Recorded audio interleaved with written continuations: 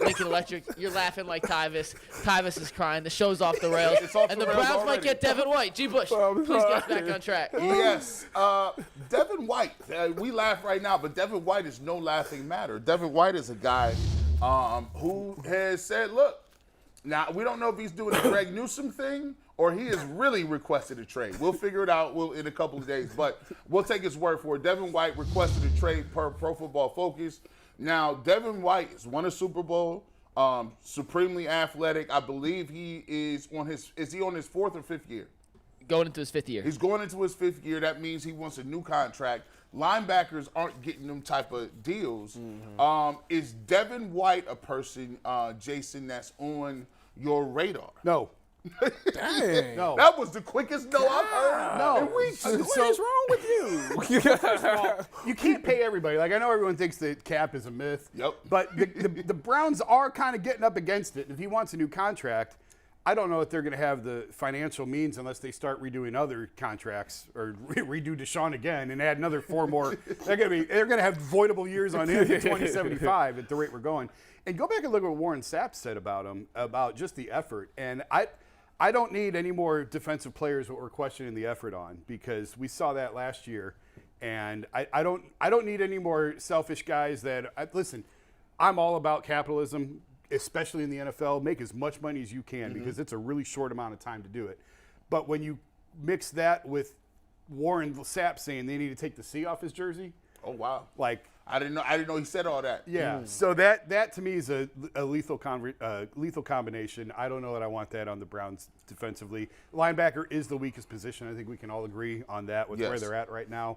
I wouldn't mind seeing an upgrade of some sort. I don't think this is the answer. Tyvis, you said preliminarily this might be something that you would look at. Devin White played very well during the Super Bowl years. Yes, he did. I mean, one would say they were one of the only defenses that were able to make Patrick Mahomes look regular. Yeah. Your thoughts with Devin White? Is he somebody on your radar? Well, I mean, I would definitely do my due diligence on seeing what we can do with it. Obviously, linebacker is a position of need right now. We got our top guys that we resigned, Anthony Walker and Taki. They're coming off an ACL injury, so we don't know, exactly when they'll be ready. We think that obviously that Anthony Walker would be ready for the start of the season, which he should be. But this guy right here, I mean, when he's playing and he's interested and he's going, this guy is sideline to sideline. I mean, when I watched him about two or 3 years ago, the year they won the Super Bowl, this dude he played the game like you want a linebacker to play. Like old school, it didn't matter where the ball was at, he hawked it down and he came with some violent intentions. So the only thing that worries me is that he is right now in the 3-4. Obviously the Browns play a 4-3, so it'd be a little transition for him. Okay. Me and Bull have had this conversation before. No, I'm glad you brought that up because Bull insists it doesn't matter anymore. The 3-4 to 4-3? Yeah. How big of a difference is it in I mean, well, NFL? you think about it that you got 2 middle linebackers now. So obviously your outside is going to send the ball back. You got 2 guys pursuing. When it's just one and you're the main guy, I think he's perfect because he can get sideline to sideline, but it does make you not react as fast because it's somebody's responsibility already to get there. So it's the outside linebacker will cut the ball back. That next linebacker that's in the middle is his play to make. But if he doesn't, he has to send it back, and now you come make the play. That's typically how linebackers go. But so many teams are in nickel now, just 4-3-3 format as much as it did 10 years ago. No, because you ain't really running 4-3. You're running 4-2-5 anyway, so it's just 2 linebackers operating. You want those guys. That's why the Browns did it the underside. You want those guys to be able to get sideline to sideline. They have to cover so much ground because now that nickel is probably displaced from the box. Obviously, those receivers come out a little bit, so he's not even in the count. You need your DNs now to make those plays cut back, and now them linebackers got to be able to get sideline to sideline. I'm torn about it. I'm torn. Actually, no, I'm not. The linebacker core for the Cleveland Browns, I don't even know who y'all got at this point. Y'all got some people, but right now, if camp started, you got Tony Fields balling. Tony Fields is getting all your reps. I don't know if he ran into the punter last year. Yeah, listen. He ran into the punter last year. Like, he ran – that was his highlight. Tony Fields ran into the punter. Wasn't he a high draft pick, 4th round, 3rd, 5th? Man, I don't know where he came from. I think Mid-round. he might have came from Get Go gas station. I don't know where. And he came from. I hear the argument on Devin White. With somebody was saying that he had a low PFF grade in the run. I think what is it, 42nd McNuggets? He ranked 40. Yeah, so I looked up these up, and PFF we know is not the end-all be-all. I'm going to read you his grades real quick. I'm not sure I've ever seen a player that the PFF grades differentiate from my eye test more. Because when I watched the Buccaneers, I think Devin White is really good. I haven't watched a ton of them, but for his career, last year, he had a 45.5 overall grade, and he had a 42.6 run defense grade. The year before, in 2021, he had a 36.2 overall grade and a 29 grade against the run. The year they won the Super Bowl, which, Tyvis, you alluded to, where we thought he was really good, he had a 43.4 grade and was just a 41 against the run. And as a rookie, he had his highest graded PFF season, 51.9, but still just a 46.9 against the run. These is his overalls? Overall grades and against the run. Saying Come. There's plenty of room in my boat if you wanna come on in. Well, no, but that's Real quick, Tyvis, I remember watching him being like, damn, this guy's good. He's everywhere. Yeah. And, that man got sideline to PFF isn't sideline. the overall be-all. But Yeah, I think can you we think put of a way player too that's much a stock different in PFF. grade to eye test agree. meter than this? I see. Here's what you like PFF grades, right? So the thing they don't take in account for is this: they don't got the call sheet. They don't. No, and they if you don't. ain't got the call sheet, you don't know really. Like you really don't know what gap I'm supposed to be in. Like I could be supposed to be in a gap, but I just got cut off. Yeah. Or you could have been. Hey, this was my A gap. Like, you don't know what the exact call is. It's a little educated guessing going on. I think for me, what I need to see is does he miss tackles? Like I think that's something that's key. And how well does he do in coverage because obviously the Browns are going to run a lot of 1 and a lot of 3. So can he get to his hook dropper and be able to play that? Because we know he got the speed and the talent to run the ball down if it's ran. We know the Browns have done things to try to plug up those inside gaps with the defensive tackles that they've signed. We need a guy now who can be a leader on defense, who can command the defense, who got some Super Bowl experience, and that can get when this passing game, if we're going to run a 4-2-5 anyways, we need this guy to be able to do his hook responsibilities, and we know that he's got the speed to do it. McNuggets, what is he in the pass game? Is this we heard talk about run game? Is he a pass type dude? So he actually grades highest on PFF in pass rush. His coverage grades, not great. 47.6 last year, 43.5 the year before, 39.8 in 2020, the year they won the Super Bowl, and 57.4 as a rookie. And to Tyvis's missed tackle question, he missed 16 tackles this year, 21 the year before, 16 and 13 as a rookie, right in the 12% range, which is pretty standard for a middle linebacker. Okay. So to me, I look at it like this. Every move that I'm making, I'm looking at it like this. Can Jim Schwartz get the most out of him? If Jim Schwartz goes to because I think Jim Schwartz has that ability. I think Jim Schwartz, he looked at the tape and he basically said, okay, Kevin, these are the guys I think I can win with. Mm-hmm. If Jim Schwartz comes out and says, let me watch the tape and he doesn't move on him, I'm fine with him not moving on him. But if he comes to him and say, look, I think this guy could be somebody, I think this guy can thrive in my defense, I'd kick the tires on him because one thing you do need, he has speed, he does move around a lot, and sometimes PFF can be a little overrated, but at the end of the day, I will say this, though. I'm nervous at the fact that it's a contract year. Well, let me ask you this, and I'll ask you, since you are totally out on this one. Mm-hmm. Say that the asking price for him was, we'll play the 3rd round pick for the Browns, one of your 3rd round picks. Would you make that trade and knowing that you probably won't pay him? Just for a 1-year rental? No, I need more than 1 year out of him to give up a 3, I think. I'd have to think about that. Well, I mean, I'm asking because are you going to get a 3rd round linebacker that's better than him? Probably not this year. Okay. But here's my thing, I guess. This is where I fall on it. The Bucs have had him for 4 years. Mm-hmm. They don't want to pay him. What does that tell you?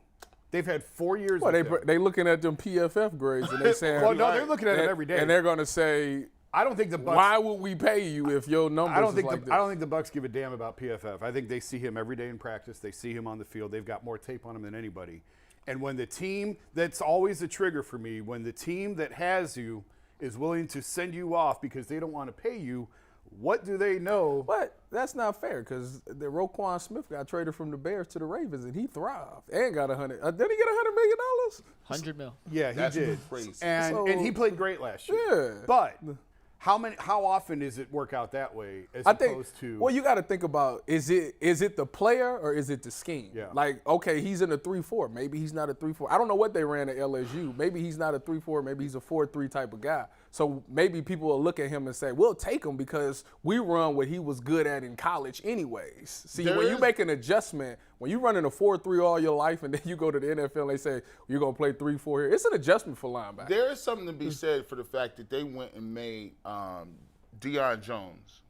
They went and kicked the tires on Deion Jones. I forget what they gave the Falcons. guess what? Move. The tires were flat. Yeah, he was out There there. was no air There was nothing left. And that was he was coming from the Falcons used to run what the Browns ran. So And he gave you nothing. Nothing. So if they gave up something for him, right? You have to think that. But that was a free look. They swapped like 6s and 7s or something. Like they gave up hardly anything. So to I take a don't look know at if him. I'm gonna do them threes because I got plans for them threes. I got plans for them I threes just too. said 1-3. I Or- think the 3 is going to become a 2. Yeah, I think that 3 is going to be package material to get somebody of impact. Now, here's the thing about David White.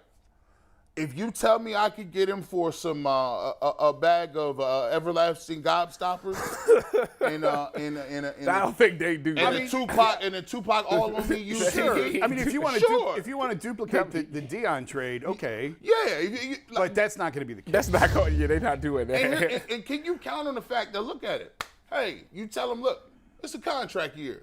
I'm sure he'll be on his best. Oh, he behavior. for sure will. For sure. Everybody plays their best on contract. If you were going to get the best out of him, he's a former first round. I think he's a top 5 pick. Was he? No. He was the number 5 overall pick Wow. in Top 2019. 5 as a linebacker. So I will say that I think he ran like a 4.4 or No, something. he did. No, he did. He He ran tested 4. unbelievable at the combine. I mean, he has the skills. Can you imagine if Jim Schwartz can get the speed and athleticism together between JOK and this guy on pass rush? And both of them That's what I'm saying. Both of them are good pass rushers with him and JOK. That's a new weapon now. I mean, you got to trust your safeties, which you can. You can send both linebackers. That's something that a lot of people don't do, and it could if they're winning, if their win percentage is good, you should hit home a lot, especially with Myles Garrett. I do have one thing to throw out there about whether or not this is feasible. Jason mentioned the financial side. White is due $11.7 million this year. That's more than the Browns have ever spent on their entire linebacker room with Andrew Berry as the GM. So just keep that in mind when we're talking about the realisticness of this deal. 11.7. It's 11 this year. Yeah, because he's in the 5th year of his rookie contract. And so it's 11.7 this year. I don't think the Browns even realistically have that much cap space left. I mean, yes, okay, fine, they can go out and create more, but where they stand today, I don't believe they even have that much left. I guess, could the money be better used other places? Like, to me, this is the way I think of it. The part of the team that is the most important is the offense. You can have a great defense. If Deshaun Watson is not balling, we're done. We're finished. You might as well chalk it up and forget all that. So, to me, I'm still looking around at the other pieces and parts of these other guys, and I feel like, am I crazy for thinking that they need another receiver? Or if there was somebody in the draft that was available, that you would say, oh, I'll take that receiver. Give me that guy. Well, I mean, you got to think about what skill set are you looking for out of these wide receivers? Okay, so you signed 2 of them this offseason. So how much more do you want? I'm greedy. Clearly.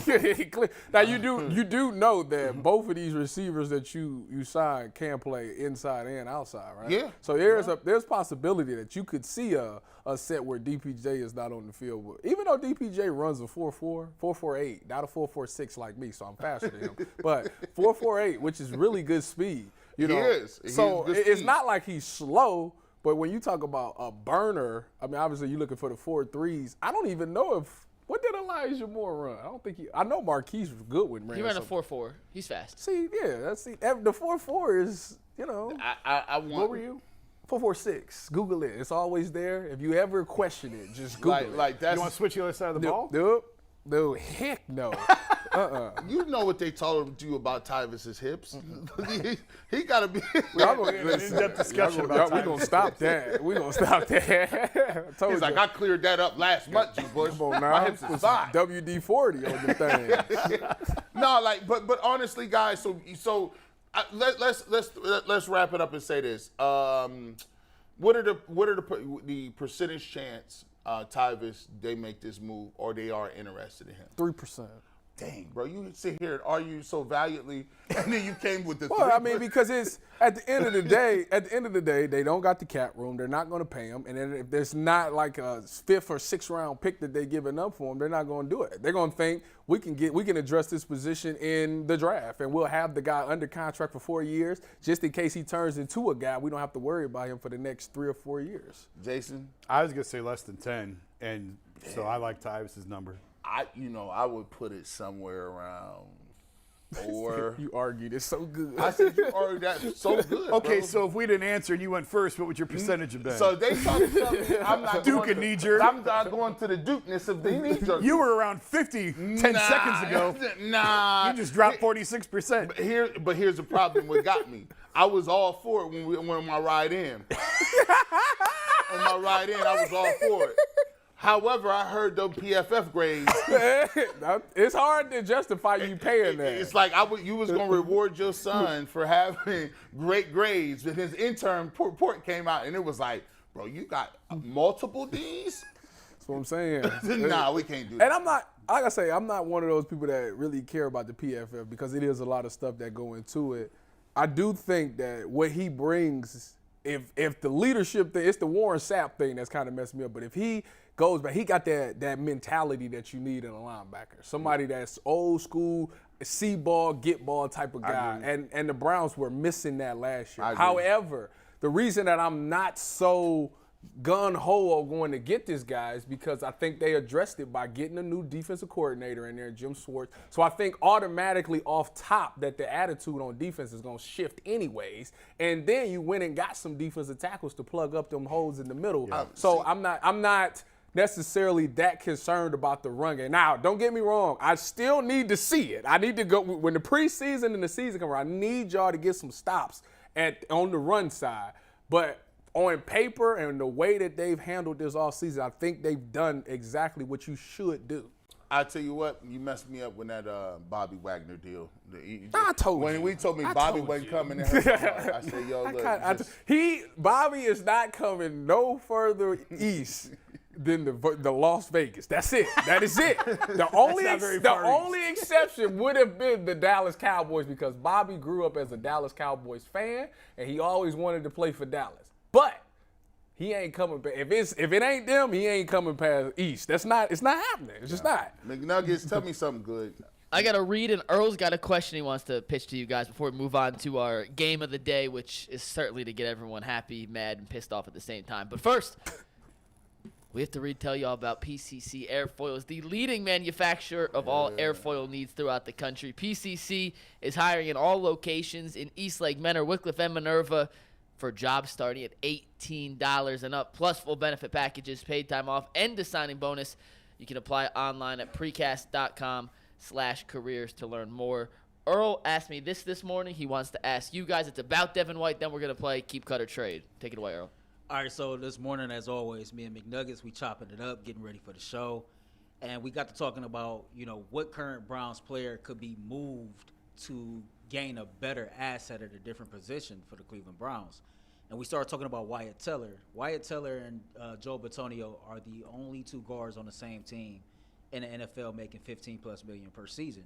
Could you see Wyatt Teller being involved in some type of package to acquire Devin White, or you all said we need another wide receiver? If Tampa Bay is trying to shed dollars, what about trying to go get Chris Godwin for a Wyatt Teller type swap? Wyatt did not have a great year. Nope. So his value is going to be down, and I think that they are going to get to the point where they have to make a decision on the guards. I've said it a million times. $30 million in guards is a luxury when you're paying your quarterback as much as they're paying Deshaun. So that decision time, there is the day's coming where they're going to have to foot that bill. But I don't think we're here yet. And I don't know that Tampa. What would Tampa want with Teller? Because I think they're kind of in a wonky transition period right now. They just lost Brady. I don't know if they want a $17 million guard. I would think that they want draft picks for these guys. Yeah, I would think that they're trying to get a little bit younger. They kind of punting on, they want to be about 8-8 or whatever. I don't think they're doing a major, like a all out and out tank. But I think they're not trying to bring nobody back. But I will say this: I don't think Wyatt Teller has the most trade upside. The guy that has the most trade upside is the guy that we was talking about yesterday, Greg Newsome. He got all the trade value. I mean, he played well. He could play in the slot. He could play on the outside. He's young. He's a former first-round pick. Now, people don't want to hear that, but to me, he has the most trade value. I didn't see yesterday. I saw the whatever, but I didn't see the show yesterday. I didn't like. We all talked last year like Greg didn't have a great year, and I saw a lot of metrics. Again, the advanced numbers that he wasn't as bad as we thought. No. But I don't know that his value is at its peak right now either. Why are you trading from a deficit? Why are you trading guys? Like if I'm going to move someone, I want to move someone when their value is at its highest, and I don't think anyone on the Browns right now is coming off the type of season where Nick you Chubb. would say, well, Chubb, That's but what I'm I'm not entertaining that nonsense. The only thing about the Gnu trade, first of all, I personally wouldn't trade Gnu. I think that, it's a lot of riffraff about this nickel position, but I think the thing about him is he does have the luxury of playing inside and outside. The reason that when I told y'all last year when I realized that he actually is he's starting to figure this nickel thing out was when they played the Texans. I watched him break on the ball and do his responsibility as a nickel correctly, and I said, okay, I see it. Like I see the vision now. I see you can finally do it. To me, I think it's all about, obviously, nickels don't get paid that much money. Now, with his situation, the problem is that teams don't run base a lot, so he's not going to get a lot of outside reps. And that's where he's losing his value a little bit. But I think the Browns will give him a pretty good deal because they understand that he wants the big money. Yep. Okay, they don't want to let him go, and they know that they're putting him in this situation to where he can't get the money. So they'll take care of him and give him it won't be a crazy $100 million deal, but it won't be $40 million either. What did Jeff Okuda? What that trade happened? Fifth round pick. Fifth. Go Bucs. Yeah, right. And he was the third overall pick. Right.